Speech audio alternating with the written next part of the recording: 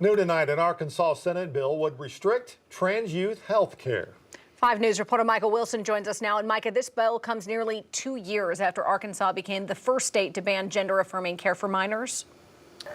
Yeah, Darren, Erica, that ban, also known as the SAFE Act, is currently blocked because it is still facing some legal challenges.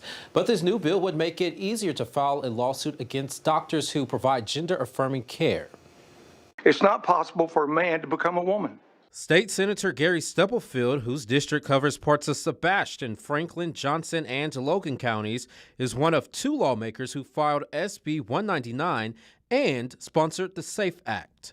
It's a simple bill. It just gives a 30-year statute of limitations for medical malpractice for minors that receive gender-affirming care. The current law only allows for 2 years after they turn 18. It is an attempt to intimidate any medical professional which would provide trans-affirming care to teenagers and preteens. Is that the intent? I think the intent is more for the parents to get both sides to get full accurate and for the minor to get full, to be really told what's the long term, to really step back and say, this is a lifetime change. Bryn Underwood is a trans woman herself who fought against previous anti-LGBTQ plus legislation.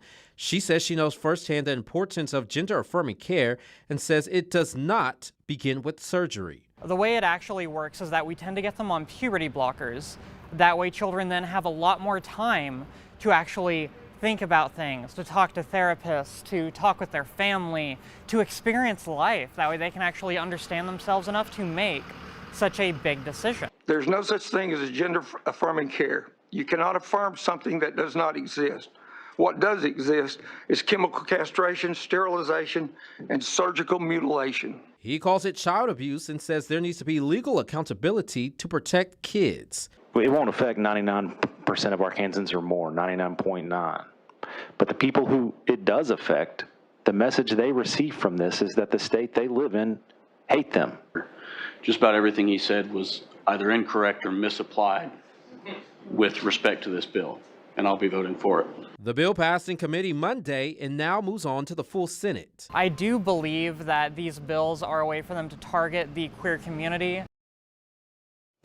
Now, in that story you heard, we spoke a lot about the SAFE Act. Now, that's the ban on gender-affirming care that is currently being blocked. The ACLU, which is a part of that lawsuit, sent us a statement criticizing state politicians for, quote, ignoring the pleas and demeaning these young people, their families, and their care providers, going on to call it, quote, divisive, harmful, and in a violation of their oath.